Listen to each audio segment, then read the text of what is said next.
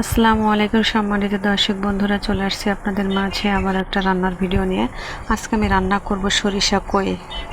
সম্মানিত দর্শক বন্ধুরা, প্রথমে যে জিরা, ধনিয়া, পেঁয়াজ, রসুন, সরিষা সুন্দর করে বেটে নিয়ে কষিয়ে নিতে হবে। এর সাথে কাঁচামরিচটা কেটে দিতে হবে।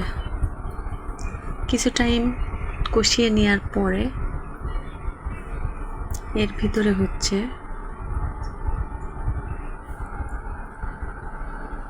লবণ হলুদটা দিয়ে দিতে হবে।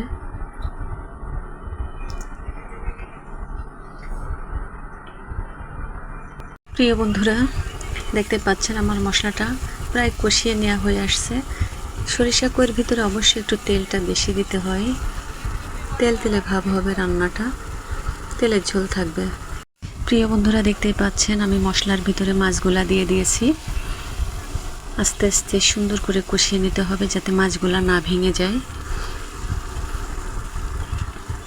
প্রিয় বন্ধুরা, দেখতেই পাচ্ছেন তেলের যে কষানোটা সেটা হয়ে আসছে। এর ভিতরে আমি একটুখানি পরিমাণ মতো পানি দিলাম।